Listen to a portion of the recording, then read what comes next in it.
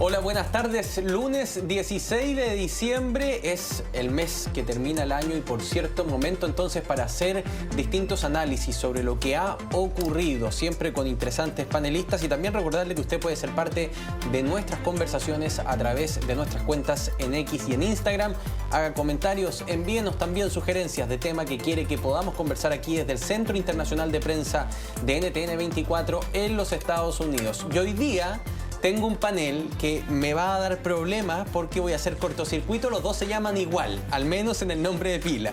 Y voy a empezar por Rafael Bernal, periodista del The Hill. Muchas gracias por estar con nosotros, Rafa. Gracias por la invitación. Y me voy al otro Rafa Salido, colega periodista también. Muchas gracias, Rafa, por estar conmigo. Encantado de estar aquí, como siempre. Bien, pues hablemos entonces de momento de hacer análisis de lo que ha sido el año, pero yo quiero invitarlos a un ejercicio más completo aún. Vamos a hacer análisis del gobierno de Joe Biden, que en poco más de 25 días deja el poder y, por tanto, comienza la administración Trump, pero ya a esta altura podríamos decir es un buen momento para que hagamos el análisis de lo que ha sido. Y en este primer bloque quiero que hablemos de la política interna, que a mi juicio, y abro la conversación, está marcada por dos grandes temas, ¿no? La inflación y los costos de vida, lo que se ha denominado para la Casa Blanca la agenda Bidenomics, que si uno ve los números macro ha tenido buenos resultados, ¿no? Llegó a tener una inflación del 9,1%, hoy en día es una inflación absolutamente controlada, venían de un gobierno con decrecimiento el último año del mandato de Donald Trump. Y el otro tema, inmigraciones, que parece también haber marcado mucho la elección presidencial, ¿no? Y su intención de reelegirse. ¿Cómo evaluamos en la política interna de los Estados Unidos, Rafa Bernal, primero, al gobierno de Joe Biden? Yo creo que si uno lo ve matemáticamente, si las sumas y restas y los números, como bien decías, sería un gran éxito esta administración. La economía se recuperó de una caída estrepitosa durante la pandemia, logró lo que ningún gobierno de izquierda logra jamás. Aumenta el gasto público para recuperarse de una crisis y luego deja de dar ese gasto. O sea, se detiene, digamos, tuvo la autolimitación de decir, esto es un gasto de una vez para recuperar la economía y a pesar de que me va a golpear, voy a dejar de repartir ese dinero. Eso nunca se logra en ninguna parte del mundo. Lo logró, lo hizo, el Congreso no lo hubiera dejado ser de otra manera, tampoco es por querer, pero así salió. Entonces, eso, recuperación económica impresionante. El tema migratorio empezó, obviamente, con muchos tropiezos, muchísimos tropiezos. Hizo enemigos de la izquierda y la derecha, pensando en la idea de que si todo el mundo está enojado contigo, estás haciendo algo bien. Bueno, en la política eso no funciona, pero al final, la situación en la frontera, hoy en día, es la situación en la frontera más controlada que ha habido en, no sé, yo creo, 10, 15 años. Habría que ver los números exactamente. Políticamente, si lo vemos separado de los números, fracaso absoluto de principio a fin. Se hizo de enemigos, otra vez, izquierda y derecha en todos los temas. Su propósito de ser era traer al país de vuelta a la normalidad después de Trump. Obviamente eso no sucedió porque vamos otra vez por Trump. Entonces no logró su propósito principal, dejó un partido demócrata debilitado, dejó un Trump fortalecido como nunca y tristemente, eso sí, tristemente fue el hazmerreír de mucha gente simplemente por su edad y por su necedad de quererse quedar en el cargo. Ahora, Rafa, me pasa con estos dos temas que uno no puede abstraerlos del contexto global. El mundo vivió, evidentemente, una expansión del gasto público y una contracción económica producto de la pandemia. El mundo completo se fue dentro de los hogares.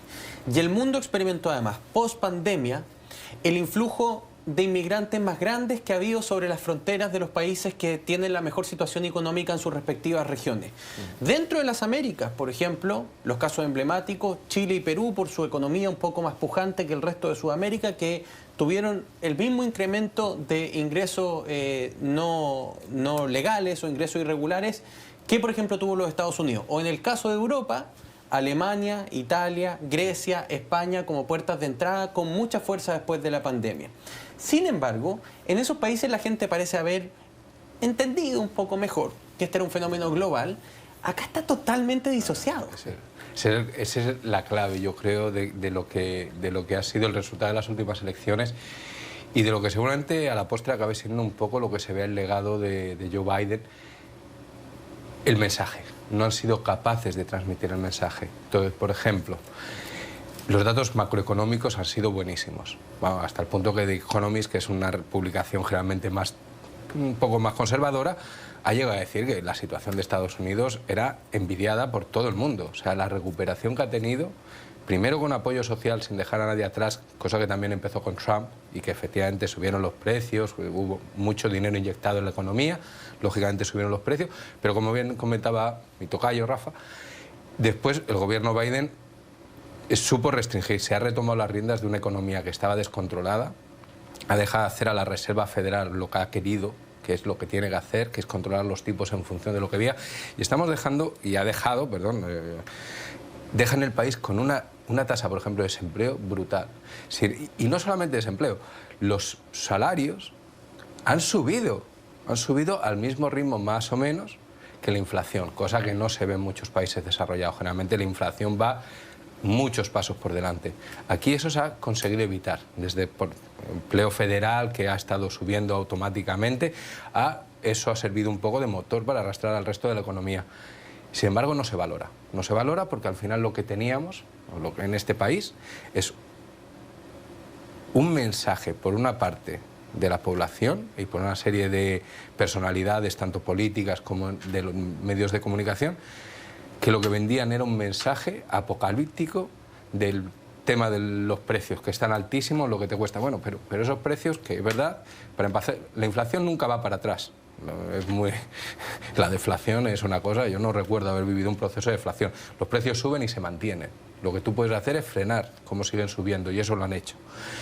Y los salarios te han permitido, o sea, vale, el tomate ahora te cuesta $1 y antes te costaba 75, pero es que tu salario ahora también es un 5% más alto, con lo cual no debería ser. Sin embargo, han permitido, el Partido Demócrata, que el mensaje que se ha expandido completamente es que la situación económica en Estados Unidos, lo que aquí, además un país muy de mirar hacia adentro, muy poco de mirar hacia afuera, como para hacer esas comparativas que hablabas. Entonces lo que ellos estaban escuchando es: no te puedes permitir el tomate, y esto es por la presidencia, que es un desastre. Han obviado todo lo macroeconómico. Y en inmigración lo mismo. O sea, en el momento, y ahí yo creo que Biden, el fallo que ha tenido muy grande en inmigración, primero, como bien decía Rafa, empezaron con muchas trabas. Hay que recordar que la administración Trump quiso desmantelar el sistema, tomó una serie de medidas. Pues, por ejemplo, todavía está la administración Biden intentando ver cómo puede unificar a las familias que se separaron hace 6 años, y todavía no hay manera, porque o sea, la administración previa en ese sentido hizo mucho de avanzar con tierra quemada. Biden llegó, ha tenido que reconstruir eso, ha querido buscar consenso, que se demoró 3 años en buscar consenso, y cuando por fin aceptó, casi en una situación inaudita de chantaje, de si el Partido Demócrata quiere fondos para Ucrania, entonces el Partido Demócrata tiene que aceptar las políticas migratorias de los republicanos, y lo aceptó, después de años de negociaciones, de un montón de legisladores de ambos partidos, y ese plan esa propuesta de ley se fue al garete porque Trump no la quiso y lo pidió específicamente porque le iba a perjudicar en las elecciones. Y en vez de haber estado machacando con eso, pues han dejado comer la tostada, y ahora llegamos, por fin empezaron a hacer las cosas por decreto, porque era la única posibilidad. Una vez que no hay acuerdo en el Congreso no podían hacer nada, y han conseguido bajar los números muchísimo. O sea, al mínimo de esta administración, y a números que superan puntos de la de Trump. Rafa, y voy con Rafa Bernal. ¿Por qué tan duditativa la administración de Biden en temas que de manera tan temprana todos quienes seguimos la política norteamericana nos dimos cuenta que iban a ser temas coyunturales claves en la discusión política? ¿Por qué reacciona tan tarde, por ejemplo, a el que la gente no sentía en su bolsillo lo que veía en las cifras macroeconómicas? Solo al final, este año, lo empezamos a ver con el tema de los medicamentos, ¿no es cierto?, y una que otra política pública. ¿Por qué no reacciona más rápido con el tema de la frontera? La sensación evidente que había en el país de que la frontera era un verdadero, no sé, colador de gente que entraba sin ningún problema, totalmente cooptada por los coyotes, por el crimen organizado. ¿Por qué se demora tanto? Obviamente esta idea de... Hay dos lados. Trump lleva haciendo campaña 10 años, y toda la administración Biden como al principio de la administración Biden decidió tomar una posición democrática y conciliadora con Trump, que ser conciliador con Trump me parece siempre es un error, porque Trump no entiende ni respeta la conciliación. Y por no irse fuerte en contra de Trump, dejó que Trump mantuviera la narrativa en estos temas. Y siguiera diciendo, es que si hace 5 años el precio de la leche era $1.50 y hoy son $2.15, es culpa de Biden. Esos 65 centavos se los debe Biden a ustedes consumidores norteamericanos. En el tema migratorio, creo que tal vez fue hasta más tétrico. Entró Biden metiendo 2 clases de personas a la Casa Blanca para darle forma a su estrategia migratoria. Metió gente que venía del lado táctico, policías migratorios básicamente, lo subió a un nivel estratégico, y metió gente que venía del movimiento pro-inmigrante. Tienen muy poco que ver esos dos lados. Esas fuerzas chocaron, ¿no? Fuerzas chocaron, y Biden siempre se fue con el lado de los policías, siempre se fue con el lado táctico, hizo enojar a este movimiento proinmigrante, desmanteló completamente cualquier conexión que pudiera haber tenido, por ejemplo, los latinos y las comunidades migrantes políticamente con el Partido Demócrata a través de la migración. Tiene otras conexiones, existen, pero el tema de una reforma migratoria lo hizo desaparecer por completo, dejar de ser ni siquiera un sueño. Digamos, aumentó mucho el cinismo en ese tema, y siguiendo finalmente lo que le decía la gente táctica, que ellos miden sus resultados por los números que pueden presentar a sus superiores. Ellos no miden sus resultados como un mundo más, una visión más global de cuál es una mejor estrategia económica, cuál es una mejor estrategia social, cómo administramos la migración. Algo que se sugirió muy temprano en la administración Biden, del lado de los proinmigrantes. Le decían, empieza a darle dinero a las escuelas locales de pueblos chicos que están recibiendo muchos migrantes, porque ahí es donde está el dolor fiscal, en localidades pequeñas, municipios pequeños. Perdón, Rafa, pero no. quiero hacer una pregunta aquí, quiero dejarlo súper claro, porque al final uno dice, no hizo políticas pro-migrantes, que algunos dicen generan lo que es denominado el efecto llamada, sí, ¿no? Este efecto de, oye, entonces ingresemos irregularmente a los Estados Unidos porque el Estado va a seguir entregando oportunidades para los migrantes aunque entremos irregulares. Pero tampoco hizo la mano dura, que eran los dos mundos que había, ¿no? Yo creo que vamos a estar de acuerdo aquí. Sí hizo la mano dura, pero la trató de pintar como Trump Light. Sí. Y Trump Light, pues finalmente le da la razón fundamentalmente a Trump. A la absoluta mano dura. O sea, pues ir más lejos, una de las cosas que los republicanos más han atacado es el tema del CBP One, que es esta aplicación que te permite solicitar asilo desde fuera. Bueno, esa aplicación y otra serie de medidas que se han adoptado venían de la mano con la prohibición de que quien entre, esa persona no va a poder pedir refugio ni va a poder quedarse en un montón de años. Eso es mano dura, y eso es por eso por lo que dejaron de pasar, porque de pronto la gente empezó a ver, me están dando por un lado una posibilidad que es con la aplicación desde donde estoy, y por otro lado me están, pero podía no esperar, pero la diferencia es que ahora, si paso ilegalmente, entonces no voy a poder solicitarlo de la forma legal. Entonces, eso sí, yo creo que es mano dura, y de hecho se comió muchas críticas por parte de eso. Pero también yo creo que hay que ser justos y hay que recordar, la presidencia de Joe Biden han sido 2 presidencias. Una en la que contaba con el control de las 2 cámaras, con lo cual ahí podía haber hecho lo que quiso, en principio, y otra que ya no contaba con la Cámara Baja, que es la que pone los fondos. Y ahí, los 2 últimos años es donde ha tenido que, bueno, básicamente ha pasado a ser 2 años fantasmas.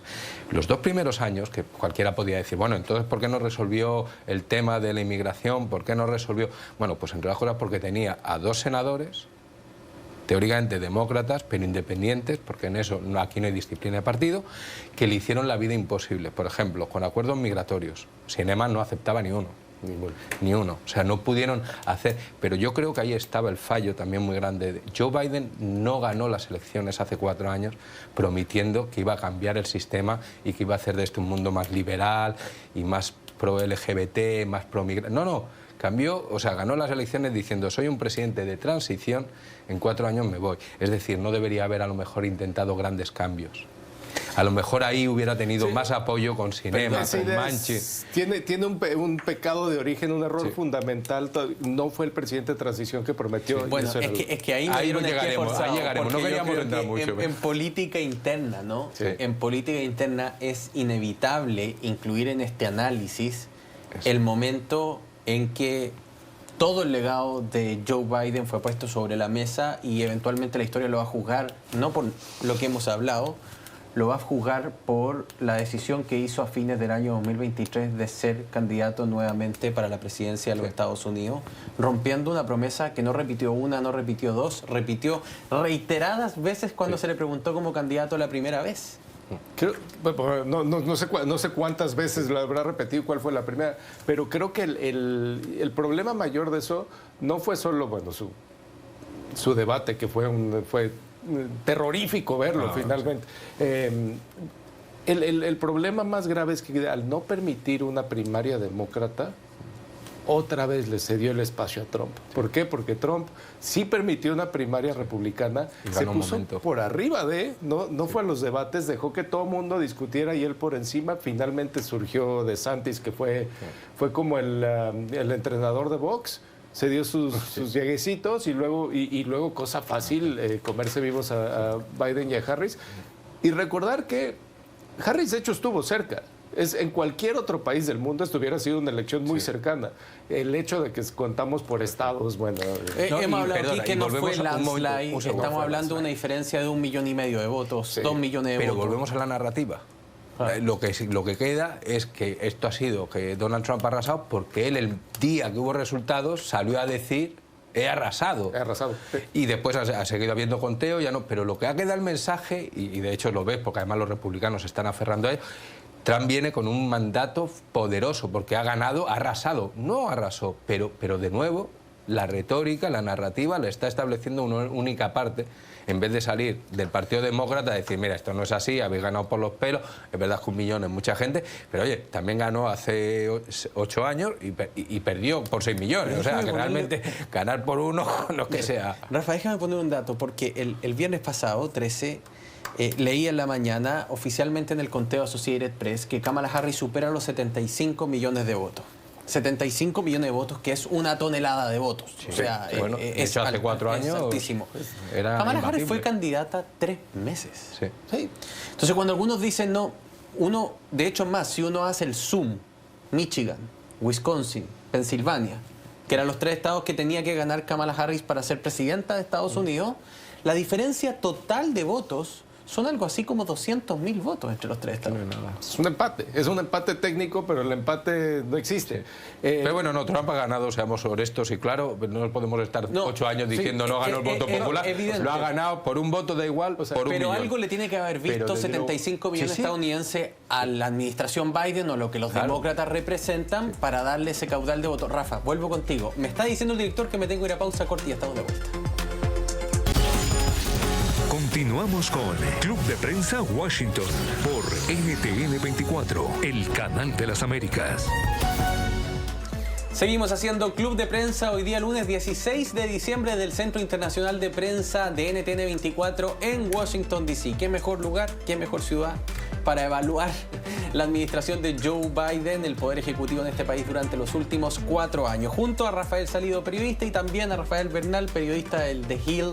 Muchas gracias, Rafa. Yo quedé con una promesa, así que le concedo la palabra, caballero. La realidad es que sigue siendo un país muy dividido y va a seguir siendo. Y hay mucha gente en este país que sí ha visto el beneficio económico de esos números macro. Hay mucha gente en este país que cree en la propuesta social de los demócratas y hay todavía más gente en este país, yo creo, que detesta a Donald Trump, que le tiene miedo a Donald Trump, que póngale el adjetivo negativo que sea, Donald Trump. Dividido no. O sea, no es fácil. Kamala no ha perdido por una única cosa. No ha perdido por ser mujer, no ha perdido por el voto. Porque al final, punto por punto, te das cuenta que Trump ganó un poco en todo. O sea, ha ganado con los latinos, ha ganado con los afroestadounidenses, ha ganado con los jóvenes, ha ganado... Algo ha Perdón, pasado. solo retrocedió mujeres blancas. Sí, es lo único. Bueno, porque seguramente hay más que han cumplido los 18 y pueden votar, porque no era normal. Y seguramente por el tema de aborto, ¿no? Por Bueno, el tema temas de como el aborto fue aborto y tal. O sea, realmente ahí, y Suburban y tal, era como el gran caladero de votos que nunca iba a acceder. En todo lo demás ha subido. Entonces yo sigo pensando, podemos culpar a Biden de no haber cumplido. Porque es verdad que si se hubiera retirado, si hubiera dejado al partido prepararse 4 años antes, hubiera sido muchísimo mejor que 3 meses, como decía, de campaña. Es verdad que Kamala podía haber tenido otro papel. Es verdad que a lo mejor las propuestas... La realidad es que al final todo esto yo se lo atribuyo a la narrativa. Y siento ser tan insistente. ¿En qué país...?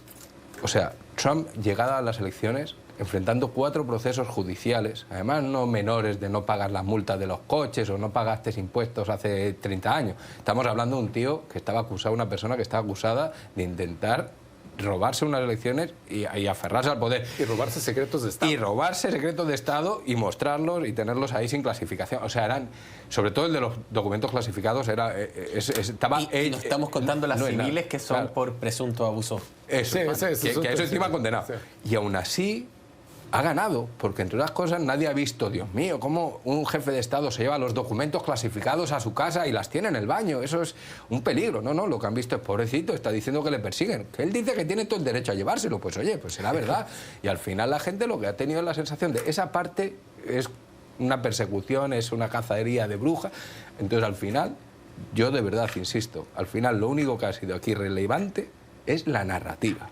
Y en eso ha habido un partido que ha arrasado y otro que sigue 8 años después todavía a la defensiva, sin quitarse los guantes, porque además no quiere entrar al barro y tal, cosa que creo que se está acabando. Y de hecho, el último pecado que se le va a acusar al presidente Biden, que es el tema de la inmunidad de su hijo, de haberle indultado, yo creo que eso es porque hasta el presidente Joe Biden se ha cansado ya de nosotros tenemos que ser mejores. Me da la impresión a mí que intenta con este tipo de cosas decir, nosotros vamos a fijar un estándar moral mucho más alto, pero que se va al carajo, perdón la expresión, Sí. se va al carajo, diría Javier Milei, presidente de Argentina, cuando indulta a su hijo. O sea, por último manténla consecuentemente durante 6 años, pero llega un momento en que la rompiste y listo, y todo ese esfuerzo que realizaste hacia atrás... Y yo lo entiendo perfectamente, primero como padre. Primero, como claro. padre lo entiendo perfectamente, pero eso él efectivamente durante 4 años nos ha vendido que él está por encima. Pero llegas a las elecciones y tú estás avisando, que desde tu punto de vista es tu opinión, la alternativa es un autoritario y una persona corrupta, que ya en su primera administración metió a todos los familiares que pudo. Que salieron los familiares y resulta que si a Hillary Clinton le encontraron los correos, a su hija le encontraron más correos todavía y no hubo problema. Al yerno le han dado 2.000 millones de dólares en inversión para una empresa cuando él ni siquiera hacía eso, de Arabia Saudí, que es justo lo que...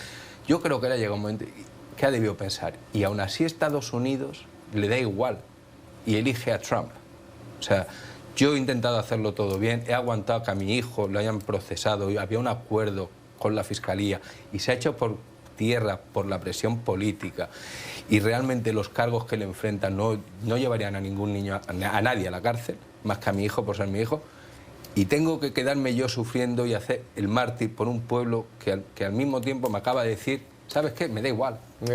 Todos esos valores me dan igual, esos principios. Entonces yo creo que eso es lo que le ha cambiado a Biden, que ha debido decir...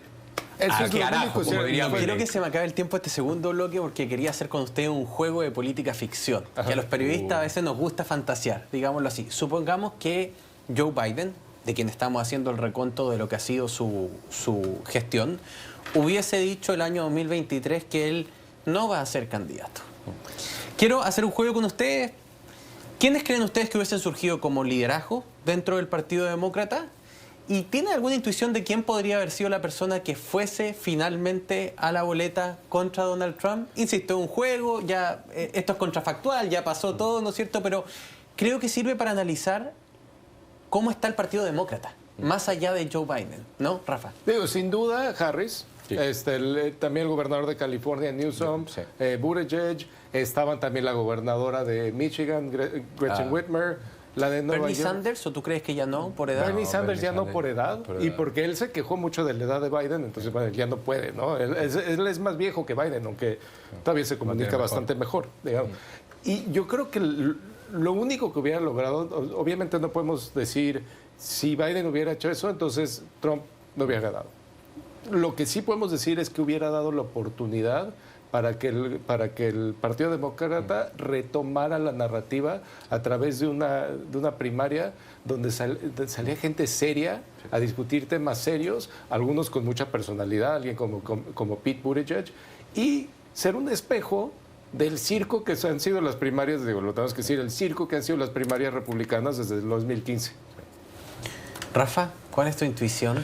Yo creo que Gavin Newsom. Y de hecho Gavin Newsom sí que en algún momento incluso... Tuvo un PAC, ¿no? Sí. Alcanzó a formar un par de PAC de creo que precandidato. tanto, pero de apoyo, Gavin Newsom, el gobernador de California, llegó a formar PAC, pero yo creo que de apoyo a Biden. Realmente él nunca se postuló una vez que supo que Biden se presentaba. En eso fue clarísimo, pero sí que tuvo un par de movimientos de ir preparando las elecciones, como por ejemplo invitar a un debate a Ron DeSantis, que son dos gobernadores, no tienen nada que debatir, uno de Florida, otro de California, no tienen más que un debate puramente ideológico de cuál es la visión republicana y cuál es la... Pero quiso hacerlo en plena campaña, o sea, realmente ahí dejó muy claro que él tiene la intención.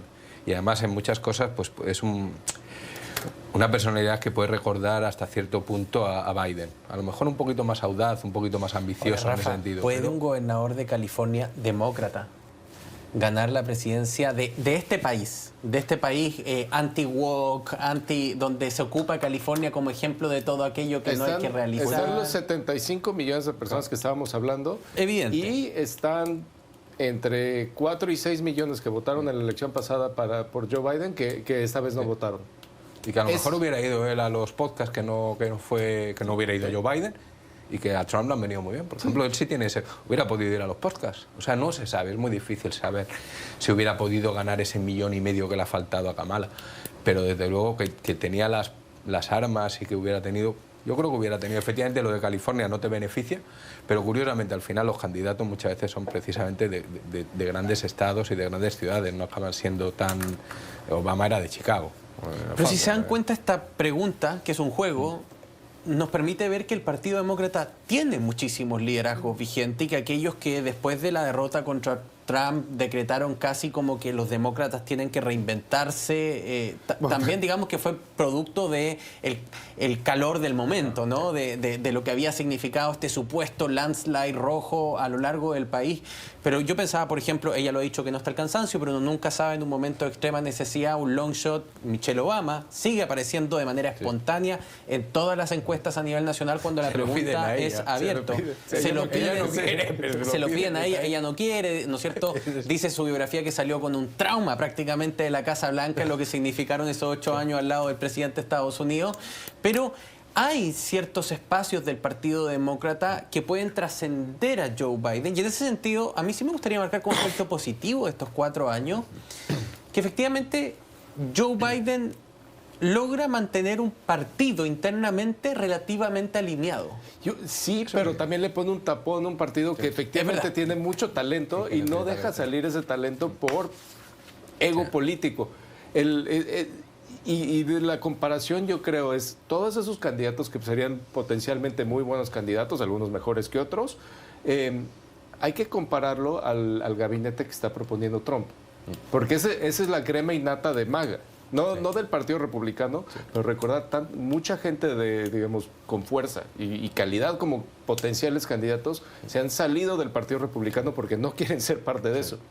Entonces, si realmente quitas a Biden y a Trump, quitas a los tapones que están arriba y pones una banca contra la otra, en el papel se ve como un... más igualado, yo creo. Sí, o sea, se ve como que los demócratas van a arrasar. Pero digo, a veces el Almería le gana al Real Madrid, ¿no?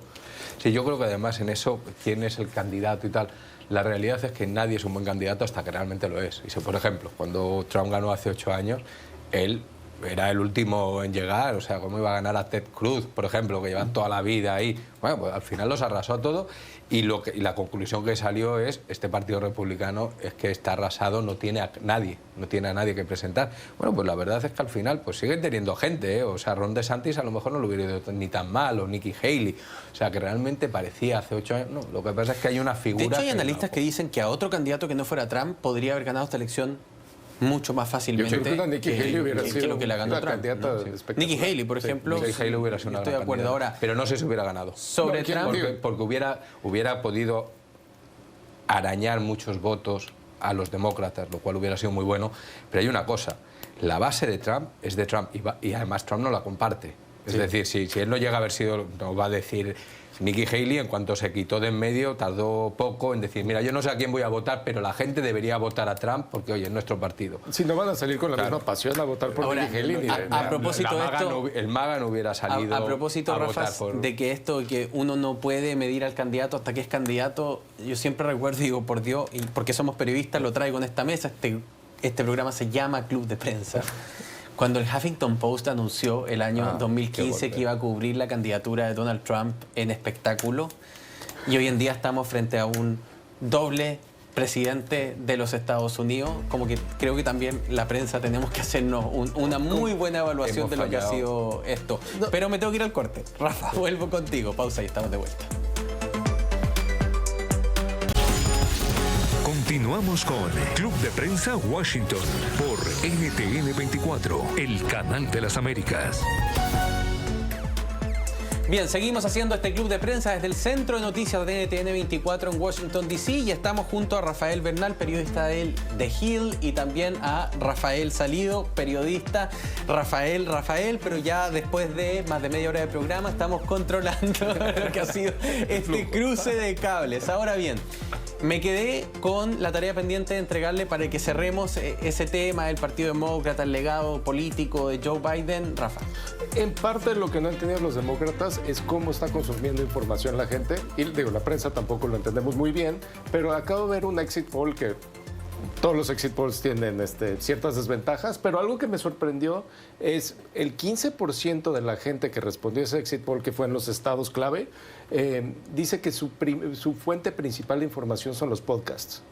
El 9% dice que son los periódicos. Entonces, realmente, los demócratas y en general los liberales, al no meterse en esa esfera de los podcasts y dejar que los podcasts sean una continuación de la radio conservadora que empezó en los 90s, o bueno, que prosperó en los 90s, perdieron al 15% de la audiencia. Y además hicieron algo muy burdo. Sé que estoy alargando lo que íbamos a hablar de esto, pero a mí me pareció impresionante que la estrategia digital del mundo demócrata sea captar influencers y no preparar a buenos comunicadores de ellos mismos para penetrar en esas... O sea, que esto fue impresionante, ¿no? Que en la convención demócrata los influencers tenían un salón VIP y mucho mejor acceso que la prensa tradicional para cubrirlo. Sí ganaron al público de TikTok los demócratas, curiosamente. Creo que algo así como 60-40.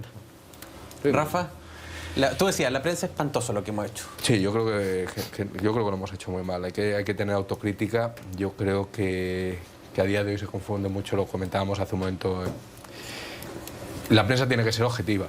La neutralidad es complicada. O sea, y yo tengo un ejemplo muy claro. La Segunda Guerra Mundial no se podía ser neutral. Tú no podías ser el Times desde Londres y ser neutral. No, tú lo que tenías que ser es objetivo, eso sí. Pero yo creo que ese es un fallo y es una lección de cómo hemos cubierto estas elecciones, que además favoreció también, por lo que comentabas tú antes, Rafa, el mero hecho de que Biden se quedara en la carrera y no tuviera ni siquiera que hacer una primaria, también ha favorecido mucho más eso. O sea, pero es que encima también Donald Trump ha actuado como si siguiera siendo jefe de Estado. Y cada vez que iba a un juicio, toda la parafernalia, toda la escolta, todo llegar... Cada vez que opinaba, y nosotros lo hemos comprado.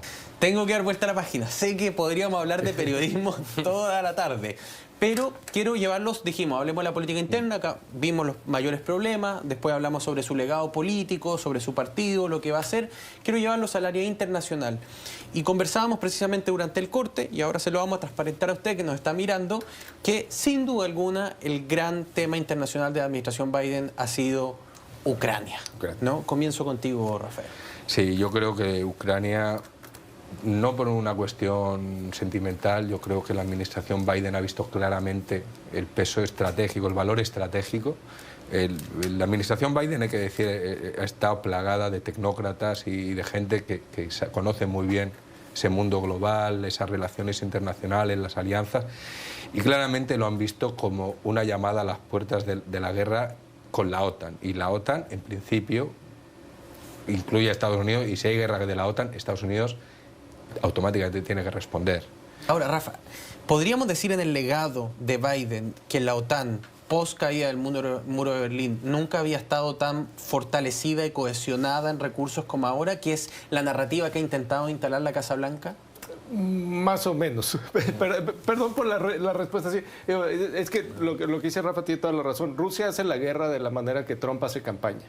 Entonces, todo vale. Biden se pasó 2 años, 3 años medio timorato, sin realmente apoyar a su aliado, pensando que la amenaza nuclear rusa era verdad. La amenaza nuclear rusa demuestra que los rusos tienen miedo, porque todo el mundo sabe que el momento que se usan armas nucleares no son efectivas en el campo de batalla y se acabó el juego para todos. Se nos acabó el juego a todos. Incluido Putin y primero Putin. Finalmente él sabía que esa era una herramienta que no podía usar, pero sí podía amenazar. Donde veo que sí fue un éxito y tal vez accidental la estrategia de Biden fue que al perder contra Trump y al verse un poquito tímido, muy tímido, durante tantos años, logró unificar a ciertos elementos en Europa. Nos quedan 45 segundos de este bloque y odio hacer preguntas binarias, pero no vamos a poder haber hablado de Venezuela, que es otro de los temas con los que han lidiado. Entonces, un concepto tiene que ser una palabra: bueno, malo, más o menos. Biden con Venezuela. Confundido. Yo creo que nadie sabe qué hacer con Venezuela. Confundido es tu palabra, Rafael. ¿La tuya? Lo ignoraba, el problema. Ignorado. A grandes rasgos. Entonces, Biden con Venezuela, confundido e ignorado. Un poco de las dos cosas, yo diría. Sí. Con esa reflexión, nos vamos a la pausa y estamos de vuelta con más Club de Prensa. Continuamos con Club de Prensa Washington por NTN 24, el canal de las Américas. Rafael Bernal, periodista de Gil, qué placer haber compartido esta mañana contigo, además para hacer nuestro recorrido de 4 años a la administración Biden. Un gusto. Y don Rafael Salido, también colega periodista. Estuvo entretenido el programa de hoy, ¿no? Sí, estuvo muy agradable. A ustedes, gracias por su compañía. Nos reencontramos el próximo lunes a la misma hora en un nuevo Club de Prensa desde Washington, D.C.